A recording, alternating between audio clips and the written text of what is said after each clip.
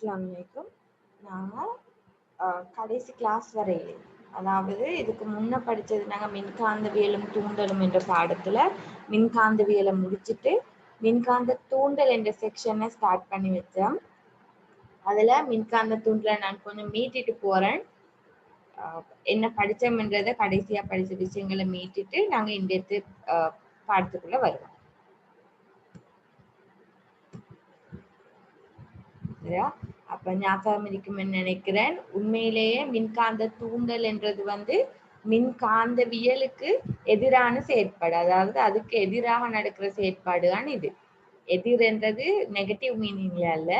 அந்த செயற்பாடுல, அதாவது மின்காந்தவியல்ல நாங்க பார்த்தது மின் சக்தியை கொடுப்பதன் மூலமாக இயக்க சக்தி எடுக்கிறத பார்த்தோம். சரியா? அதே நேரம் நாங்க மின்காந்த தூண்டல்ல பார்த்தது இயக்க சக்தி மூலமாக எப்படி மின் சக்தியை பெற்றுக்கொள்றது என்றது. அப்ப இயக்க சக்தி மூலமாக மின் சக்தியை பெறுறதுல உங்களுக்கு தெரியும் உதாரணங்கள் பார்த்தோம். என்னது? பிரதானமாக மின் உற்பத்தி நடக்கிற எல்லா விதங்கள்லையும், அதாவது காற்றாக இருக்கட்டும், நீர், கனி எண்ணெய், எதை பயன்படுத்தி நீங்க மின் உற்பத்தி செய்தாலும் அதுல பிரதானமாக இந்த மின்காந்த தூண்டல் என்ற விஷயம் பயன்படுத்தப்பட்டிருக்கும். எதை தவிரண்டா சூரிய சக்தியை தவிர. சூரிய சக்திகளை பயன்படுத்தி நாங்க மின்னோட்டத்தை பெறுறது எதால? இருவாய்கள். உங்களுக்கு ஞாபகம் இருக்கும், சூரிய படல்கள் என்றது இருவாய். சரியா? அவை இருவாய்களை கொண்டுதான் நாங்க சூரிய படல்கள்ல மின்னோட்டத்தை உற்பத்தி செய்து கொள்வது, அதாவது மின் சக்தியை நாங்க பெறுறது. சரியா? இப்ப இங்க நாங்க பார்த்த விஷயம் அதாவது ஒரு கடத்தி இருக்கும். நான் திரும்ப ஞாபகப்படுத்துறது, இந்த பாடத்துல பிரதானமான இயல்பே மின்காந்தங்கள். சரியா? மின்காந்தங்கள் எப்படி உருவாக்கப்படுதுன்னா, மின்னோட்டத்தை பெறுவதன் ஊடாக கடத்தி பதார்த்தம் உண்டு காந்த புலத்தை பெறும், இல்லாது காந்த இயல்பை பெறும். இதுதான் மின்காந்தம். சரியா? இந்த மின்காந்தத்தை உங்களுக்கு ஞாபகம் இருக்கும், நிலையான காந்த புலத்துல செல்வாக்குக்குள்ள வைத்த நேரம் அதுல இயக்கம் ஏற்பட்ட, அதை நாங்க மின்காந்தவியல்ல பயன்படுத்தினேன். ஒளிபெருக்கிகள்ல, நேரோட்ட மின்மோட்டார்கள்ல பயன்படுத்தினேன். மின்காந்த தூண்டல் என்ற நேரம் அதே நிலையான கடத்தி, அதாவது அதே கடத்தி மின்காந்தமாக மாறும். ஆனால் இந்த மின்காந்தத்துக்கு அருகில ஒரு அசையும் இது பயன்படுத்தப்படும் சந்தர்ப்பம் இன்னொன்று. இந்த படம், அதாவது அசையும் ஒரு வலிமையான காந்தம் அல்லது கம்பி சுருள் அசைகின்ற போது, கடத்தி சுருள் அசைகின்ற போது, ஒன்றிலிருந்து ஒன்று சார்பான இயக்கம் உள்ள போது மட்டும் என்ன நடக்கும்? ஒரு மின் இயக்க விசை தூண்டப்படும், அதாவது மின்னோட்டம் ஒன்று ஏற்படுது. இந்த மின்னோட்டம் ஏற்படுறது என்றதை நீங்க கல்வனோமானி மூலமாக அறியலாம், அதாவது திரும்பல கொண்டு அறியலாம். சரியா? ஆகவே இங்க நாங்க பார்த்த விஷயம், இந்த பிராக்டிக்கல் உங்களோட புக்ல உள்ள செயற்பாட்டின் மூலமாக நான் பார்த்தது சாராம்சமாக, சார்பு இயக்கம் நிலையான காந்தத்துக்கும் மின்காந்தத்துக்கும் இடையில இருக்கும்போது மட்டும் என்ன நடக்கும்? மின் இயக்க விசை பிறப்பிக்கப்படும். ரெண்டுக்கும் இடையில் உள்ள சார்பு இயக்கம் பூஜ்ஜியமாக இருக்கும் போது, அதாவது ஒன்றில் சம இடைவெளிகள்ல நகர்ற நேரம் இல்லாட்டி ஒன்றில் அப்பால் நகர்ற நேரம் என்ன நடக்குது? எங்களுக்கு மின் இயக்க விசையை பெற்றுக்கொள்ள இல்லாம இருக்குது. இதுக்கு காரணம் நாங்க என்ன பார்த்த, உண்மையாகவே இயக்கத்தின் போது என்ன நடக்குதுண்டா, இந்த காந்த புலத்துல மாற்றம் ஏற்படுது, அல்லது புக்ல பயன்படுத்தப்பட்ட சொல் காந்த பாயத்துல மாற்றம் ஏற்படுது. இப்ப நிலையான காந்தம் ஒன்று அசைகிற நேரம் அந்த நிலையான காந்தத்தின் காந்த பாயத்துல மாற்றத்தை ஏற்படுத்தக்கூடிய வகையில சுருள் இருந்தால், அதாவது சுருள்ல உருவாக்கப்பட்ட மின்காந்த புலம் இருந்தால் அங்க மின் இயக்க விசை ஒன்று தூண்டப்படும். ஆகவே இதை நாங்க தூண்டிய மின் இயக்க விசை என்ற. சரியா? 7வது படத்துல ரெண்டும் சம இடைவெளியோட எப்ப நடக்கிறதால, சம இடைவெளியோட நகர்றதால அதுக்கிடையில என்னது கேப் எப்போதுமே சேமாக இருக்க போகுது. ஆகவே சார்பு இயக்கம் எப்போதும் இல்லை, பூஜ்ஜியம் என்றே கருதலாம். சரியா? இதுதான் நாங்க அன்றைக்கு பார்த்த விஷயம். அதாவது மின்காந்த தூண்டல் என்னன்னு சாராம்சமா சொல்றதாக இருந்தா, சரியா, கம்பி சுருளுக்கும் காந்தத்துக்கும் இடையில கட்டாயம் என்ன நடக்கணும்? ஒரு இயக்கம் இருக்கணும், சார்பு இயக்கம் இருக்கணும். அதே நேரம் இந்த சார்பு இயக்கம் என்ன செய்யும் என்றால் காந்த பாயத்துல மாற்றத்தை ஏற்படுத்தும். ஆகவே காந்த பாய மாற்றம் ஏற்படுத்துவதாக இருந்தால் அங்க மின்னியக்க விசை தூண்டப்படும். சரியா? அடுத்ததாக நாங்க பார்த்தது இந்த தூண்டிய மின்னியக்க விசைக்கும் காந்த பாய மாற்றத்துக்கும் இடையில் உள்ள தொடர்பு. அதாவது காந்த பாயத்துல மாற்றம் கூடுதலாக இருந்தால் தூண்டிய மின்னியக்க விசை எப்படி இருக்கும்? கூடுதலாக இருக்கும். காந்த பாய மாற்றத்துல அதாவது மாறுற வீதம் குறைவாக இருந்தால் தூண்டிய மின்னியக்கு விசை குறைவாக இருக்கும். இதை நீங்க ஒப்பிடலும் நிலையான காந்தத்தை, சட்ட காந்தத்தை கம்பிச்சுருளுக்கு வேகமாக நீங்க அசைத்தீர்களாக இருந்தால், வேகமாக அசைப்பதனூடாக நீங்க காந்த பாயத்துல ஒரு விரைவாக ஒரு மாற்றத்தை ஏற்படுத்துங்க. அந்த மாற்றம் கூடுதலானதாக இருக்கும். அந்த கூடுதலான மாற்றம் கூடிய திரும்பலை காட்டிருக்கும். ஆகவே ஒரு விஷயம் தான் என்னது, சார்பு இயக்கம் நடைபெறும் வேகம். நாங்க மொத்தமா 3 விஷயங்கள் பார்த்தோம்.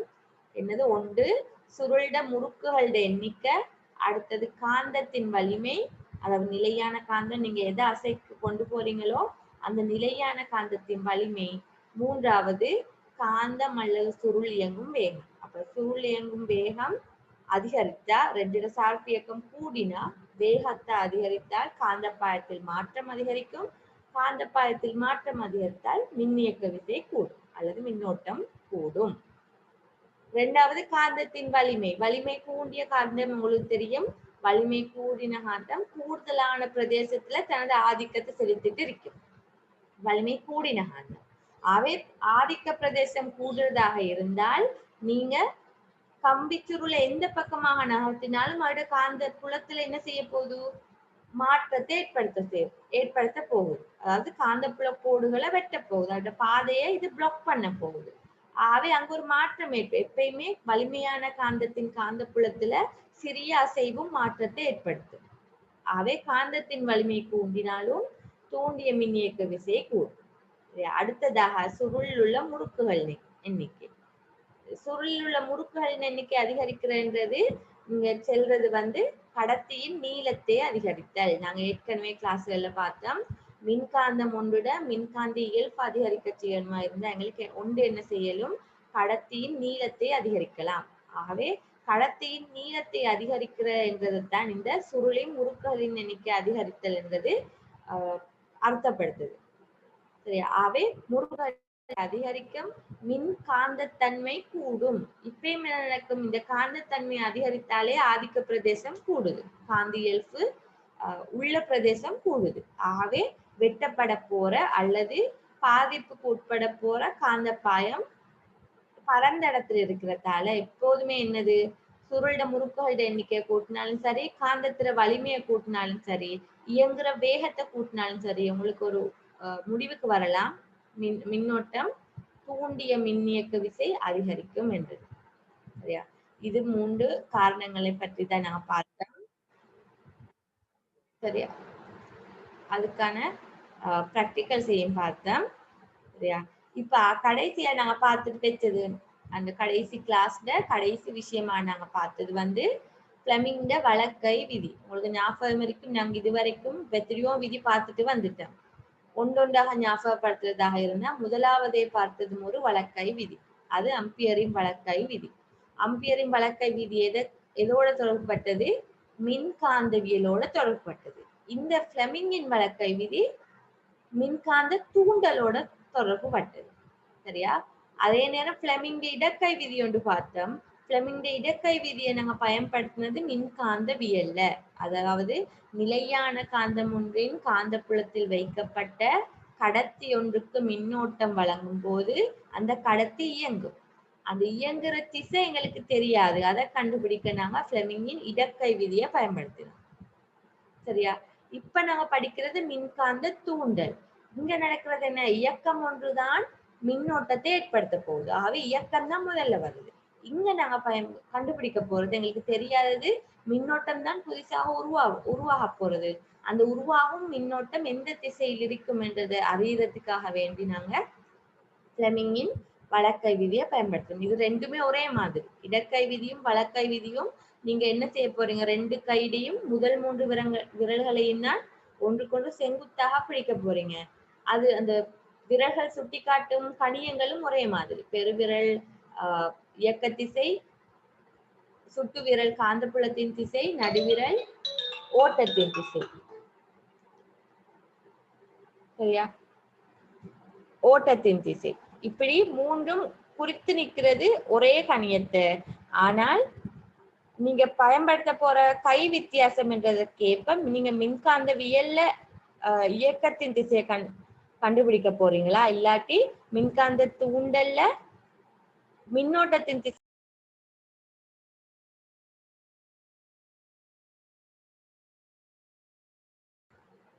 சரியா? கடைசி கிளாஸ்ல நாங்க ஒரு கேள்வியில தான் வச்சோம். அந்த கேள்வியில ஆடலோட்டத்தை நேரோட்டமாக மாற்றும் பொறிகள்ல காணப்படும், அதாவது மெஷின்ஸ்ல என்ன பகுதி இருக்குது என்றதை தான் கேட்டேன். எந்த பார்ட் அந்த வேலையை செய்யும் என்றதை கேட்டேன். அதுக்கு ஒரு க்ளூவும் இருக்குது. சரி, திசை அன்றைக்கே பிள்ளைகள் விட சொன்னீங்க, நல்ல பிள்ளைகள். திசை மாற்றி, இதை நாங்க படிச்சது, இந்த திசை மாற்றிய பார்த்தது நாங்க மின்காந்தவியல் படித்த நேரம் அதுல பிரயோகங்கள்ல நேரோட்டம் மின்மோட்டார்ல பார்த்தோம். திசை மாற்றி, அதாவது ஆடலோட்டம் ஒன்று என்ன வேலையை செய்தோ, அதாவது ஆடலோட்டம் செய்யற வேலை என்னது, நேரத்தோட மின்னோட்டத்தின் திசையை மாற்றி மாற்றி கொடுக்கறது தான் ஆடலோட்டத்தின் வேலை. சரியா? இது இப்போ ஒரு நேரோட்ட மின்மோட்டாருக்கு இப்ப பேரே நேரோட்ட மின்மோட்டார். நேரோட்டத்தால வேலை செய்யக்கூடிய மின்மோட்டாருக்கு எங்களுக்கு என்ன செய்யலாம், ஆடலோட்டத்தை வழங்கலாம். ஏன், அது நேரோட்டம் கொடுத்தா மட்டும்தான் வேலை செய்யுது. அப்ப என்ன அர்த்தமா இருக்கும், நேரோட்டத்தை கொடுத்தாலும் அதற்குள்ள அது ஆடலோட்டத்திலே வேலையை செய்யக்கூடிய ஒரு பகுதியை அது வைத்திருக்கும். அப்ப அந்த பகுதிக்கு பேர் தான் என்னது, திசை மாற்றி. இந்த திசை மாற்றி எடுத்தா திசை மாற்றில ரெண்டு பிரதான பகுதி இருக்குது. ஒன்று பிளவு வளையங்கள், ரெண்டு பிளவு வளையம் முக்கியம், பிளவு வளையம் பிரதானம். அதே நேரம் தூரிகை, தூரிகை தான் என்னது, நிலையா நிற்கும், பிளவு வளையம் சுற்றும். நாங்க இதெல்லாம் நேரோட்ட மின்மோட்டார்ல பார்த்தோம். ஆகவே ஆடலோட்டத்தை நேரோட்டமாக மாற்ற ஒரு பொறியில காணப்படுற பகுதி வந்து திசை மாற்றி. இதை நான் இப்படி கேட்டேன், ஆடலோட்டத்தை நேரோட்டமாக அல்லது ஆடலோட்டத்தை அப்படி கேட்காம, அதாவது மின்னோட்டத்தின் திசைகள் மாறும் போதும் பொறிகள்ல பாதிப்பு ஏற்படுவதை தவிர்க்க பயன்படும் இலத்திரனியல் உபகரணம் யாது, அல்லது இலத்திரனியல் கருவி யாது?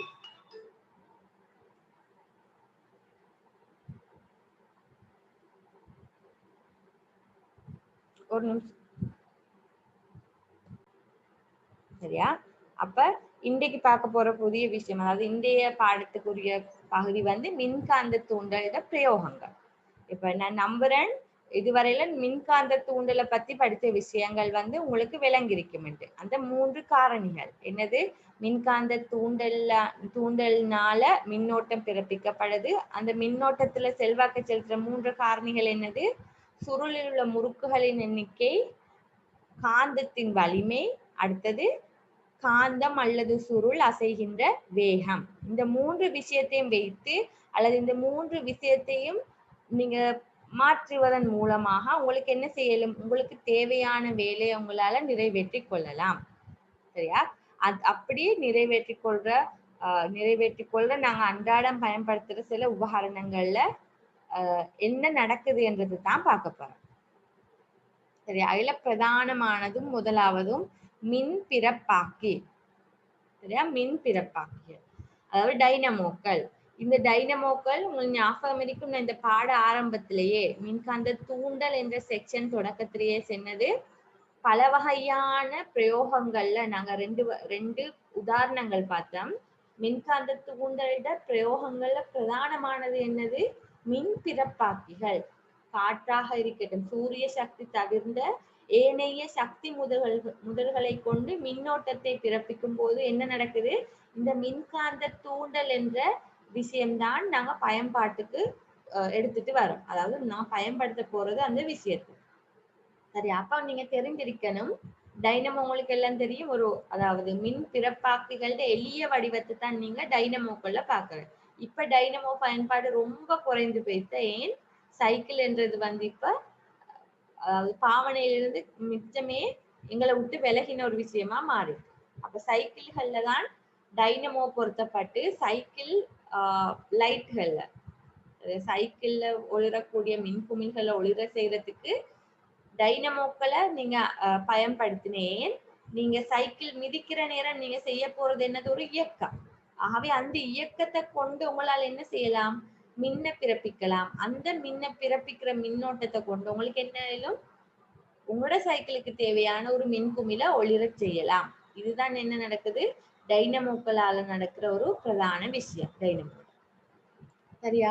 அப்ப இந்த டைனமோக்குள், இந்த எளிய டைனமோக்குள்ள என்ன நடக்கிறது என்றதை பார்க்கும் முதல்ல பொதுவாகவே மின்பிறப்பாக்கிகளுக்குள்ள என்ன நடக்கிறது என்றதை பார்ப்போம்.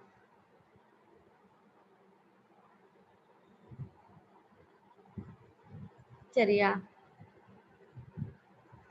ஓகே, சரியா? அப்ப மின்காந்த தூண்டல்ல நாங்க பார்க்கிற பிரதான பயன் வந்து மின் பிறப்பாக்கிகள் அல்லது டைனமோக்கள். இதுல என்ன நடக்குதுன்னா, மின் பிறப்பாக்கிகளை பொறுத்த மட்டும் இங்கே நீங்க இந்த கட்டமைப்பை பாத்தீங்கன்னா இங்க என்ன நடந்திருக்கு, நீங்க மின்காந்தவியல்ல எப்படி அடிப்படையை படிக்கிறதுக்காக வேண்டிய ஒரு கட்டமைப்பை நாங்க எடுத்து பார்த்தோமோ அதே அமைப்பு தான் இங்க இருக்கிறது. சரியா? உங்களுக்கு விளங்குது என்னது, ஒரு நிலையான காந்தம் இருக்குது. அந்த நிலையான காந்தத்துல வடமுனை ஒரு திசையிலையும் தென்முனை இன்னொரு திசையிலையும் காட்டப்பட்டது. அதற்கு நடுவுல என்ன நடக்க போகுது, சுருள் இருக்க போகுது, கம்பிச்சுருள். அந்த எங்கட இலகுக்காக படிக்கிறது இலகுபடுத்துறதுக்காக என்ன செய்யற, கம்பிச்சுருளோட ஒரு ஒரு தடத்தை மட்டும் அல்லது கம்பிச்சுருள்ல 2D வடிவத்துல நாங்க எடுத்து பாக்குறோம். சரியா? 2D வடிவத்தை எடுத்து பாக்குறது.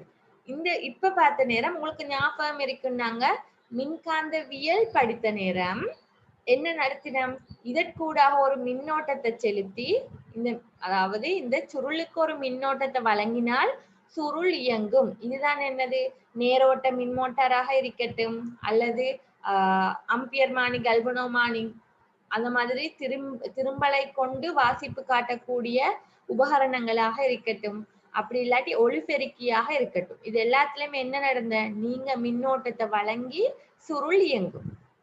சரியா? அந்த சுருள் மின்னோட்டத்தை வழங்குவதன் காரணமாக சுருள் இயங்கும். இதெல்லாம் மின்காந்தவியல். இப்ப நாங்க மின்காந்த தூண்டல் என்னன்னு பார்க்க போறோம்டா, மின்காந்த தூண்டல் என்றது வந்து நீங்க இயக்கத்தை கொடுக்கணும், அது எதை விளைவாக்கணும், மின்னோட்டத்தை விளைவாக்கணும். இயக்கம் மின்னோட்டத்தை விளைவாக்குறது தான் தூண்டல். சரியா? ஓகே, இயக்கம் மின்னோட்டத்தை உருவாக்குறது தான் தூண்டல். அப்ப நாங்க பார்க்க போற இங்கேயும் முதல்ல அடிப்படையை பார்த்துட்டு பிறகு இந்த உண்மையான டைனமோக்களையா இருக்கட்டும் அல்லது வேற மின் பிறப்பாக்கிகளா இருக்கட்டும், அதுக்குள்ள என்ன நடக்கிறது இல்லாட்டி அதில் உள்ள தடைகளை நீக்கிறதுக்காக வேண்டி எந்த உத்தி கையாளப்பட்டது என்றதையும் பார்க்கணும். சரியா? அப்ப இங்க இப்ப விளங்குது ஒரு நிலையான காந்தம் இருக்குது, நிலையான காந்தம் இருக்குது. ஆகவே உங்களுக்கு தெரியும், காந்தப்புல கோடுகள் எப்போதும் வடக்கிலிருந்து தெற்குக்கு தான் பயணம் செய்யும். காந்தப்புல கோடுகள் எப்போதும் வடக்கிலிருந்து தெற்குக்கு பயணம் செய்யும். சரியா? அதே நேரம் இங்க இப்ப பாத்தீங்கன்னா இயக்கம் நடக்க போகுது. சரியா? இயக்கம் நடக்கிறது வந்து உங்களுக்கு என்ன செய்யலும் இயக்கம், இப்ப இங்க நிலையான காந்தத்தை நாங்க வைத்து இயக்கத்துக்கு பயன்படுத்தோம் மேலும் அல்லது சுருள கம்பி சுருள எங்களுக்கு இயக்கத்துக்கு பயன்படுத்தவும் மேலும். சரியா? நிலையான காந்தம் அல்லது கம்பி சுருளை பயன்படுத்தலும். நான் இதுக்கான ஒரு வீடியோ காட்டுறேன். ஒரு வீடியோ காட்டுறேன்.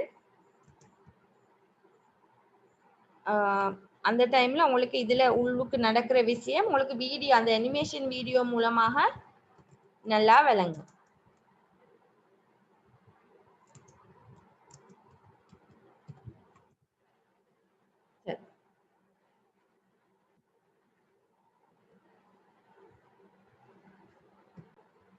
சரியா? அப்ப இதை பொறுத்த வரைக்கும் இப்ப இங்க பாருங்க, இந்த படத்துல உங்களுக்கு விளங்குது. சரியா?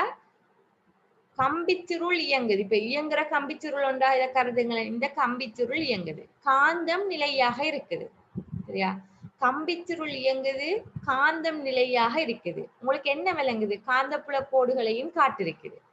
காந்தப்புல கோடுகளை இந்த கம்பிச்சுருள் இயக்கம் என்ன செய்யுது? வெட்டுது.